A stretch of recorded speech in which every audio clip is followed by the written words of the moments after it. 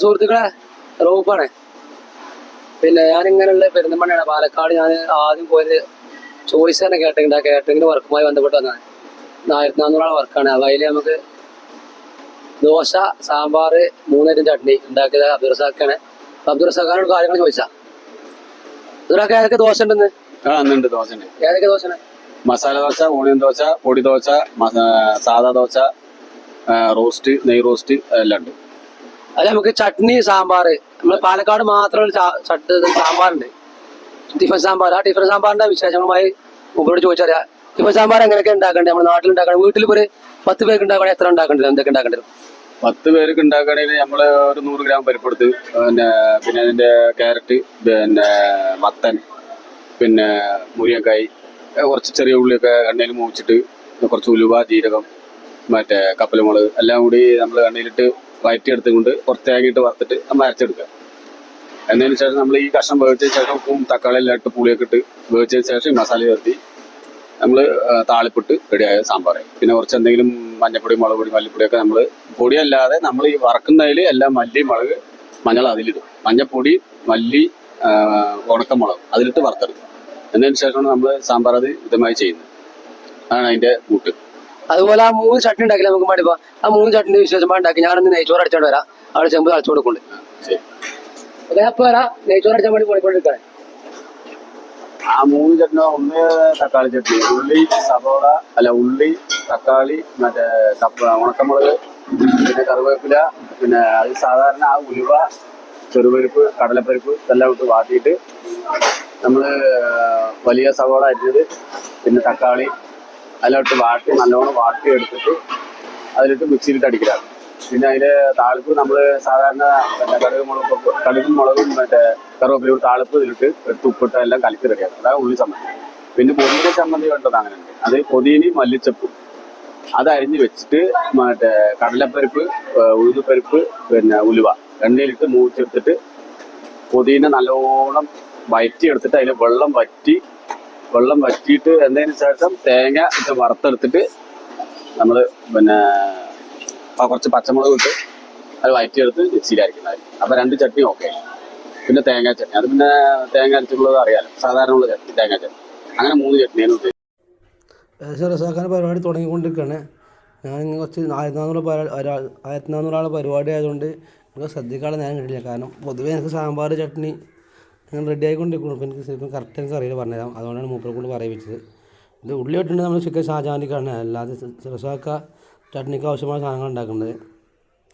സാമ്പാറിന് ചെമ്പ് വെച്ചു, ചെമ്പ് കരി, സാമ്പാർ പരിപ്പ്, അതേമാതിരി മത്തന്, പിന്നെ കറിവേപ്പില, തക്കാളി, കുറച്ച് ക്യാരറ്റ് ഇട്ടാണ്ട് അങ്ങനെ വേവിച്ചാൽ മതി. അതിലേക്കുള്ള താളിപ്പാണ് ഉണ്ടാക്കുന്നത്. മഞ്ഞൾപ്പൊടി, മുളകും പൊടി, മല്ലിപ്പൊടി, ചിക്കൻ മസാല, പിന്നെ മുപ്പത് കുറച്ച് ഉലുവ കാര്യങ്ങളൊക്കെ ഇട്ടിട്ട് താളിപ്പ്. അതിലേക്ക് കറിക്കുള്ള പൊടി ഒന്ന് വഴറ്റണം, ഒന്ന് പച്ചച്ചോയ ആകാൻ വേണ്ടി ഒന്ന് ചൂടാക്കണം. അതിലേക്ക് സാമ്പാർ പൊടി ഉണ്ട്, കുറച്ച് കായ ഇടും. പിന്നെ മെയിനായിട്ട് കുറച്ച് ചെറിയ മധുരം, ടിഫൻ സാമ്പാറാകുമ്പോൾ ചെറിയൊരു മധുരത്തിന് വേണ്ടി കുറച്ച് ശർക്കര ഇടും. ശർക്കര മെയിനായിട്ട് ഇടാം.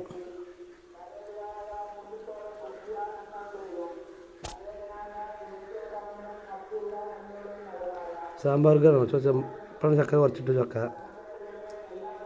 കുറച്ച് പുളി, വാളംപുളി.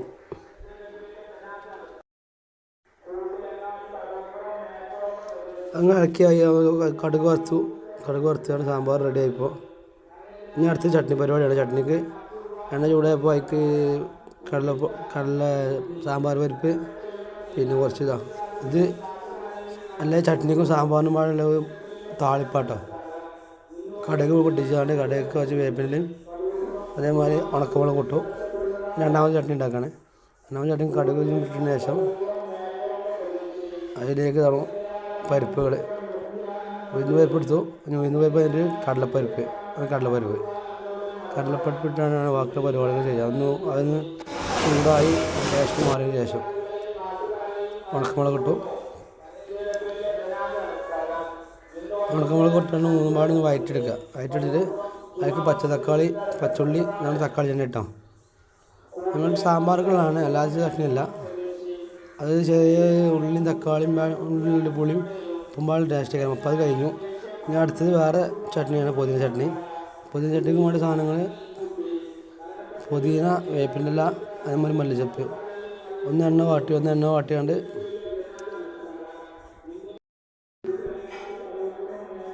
വാട്ടിയാണ്ട് അതിലേക്ക് കടലപ്പരിപ്പിട്ടു ഉഴുന്ന് പരിപ്പിട്ടു ഇതിലേക്ക് വേണ്ട പുതിന അതേമാതിരി പച്ചമല്ലി നല്ലോണം ഉണങ്ങണം കേട്ടോ വെള്ളം വറ്റിയാണ്ട് 30 വർഷത്തിന് വേണ്ടേ പച്ചമുളക് കായപ്പൊടി ഇട്ട് കുറച്ച്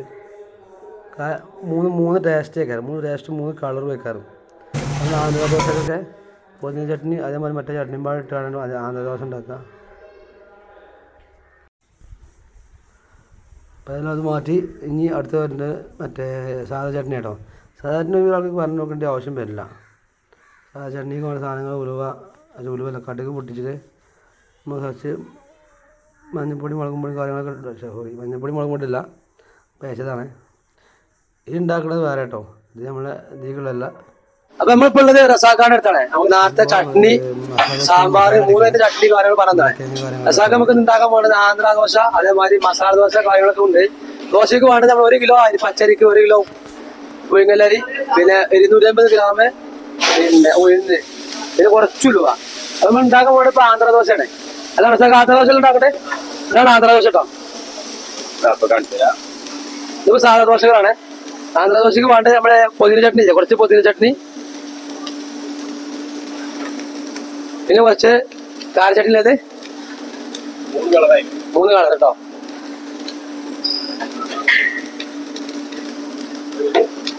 അതുകൂടാതെ തന്നെ മുട്ട ദോശ ഉണ്ട്. എത്ര ദോശ ഉണ്ട്? 33 ദോശ. ആ ദോശ മൊത്തം പറഞ്ഞാൽ 20 പൊട്ടൊന്നും കിട്ടിയിട്ടില്ല. ആ മസാല സാധാ തട്ടുദോശ, മുട്ട ദോശ, ഒടിയൻ ദോശ, പൊടി ദോശ, അട ദോശ, പിന്നെ നെയ് ദോശ, പിന്നെ അങ്ങനെ 33 ഐറ്റം ദോശകളുണ്ട്. അപ്പൊ ഈ വർക്കിലായതുകൊണ്ട് ഞാൻ കുറച്ചേ പറഞ്ഞിട്ടുള്ളൂ.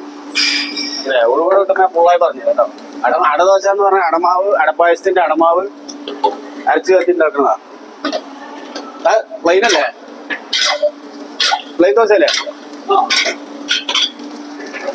ഫംഗ്ഷൻ നടന്നുകൊണ്ടിരിക്കുക.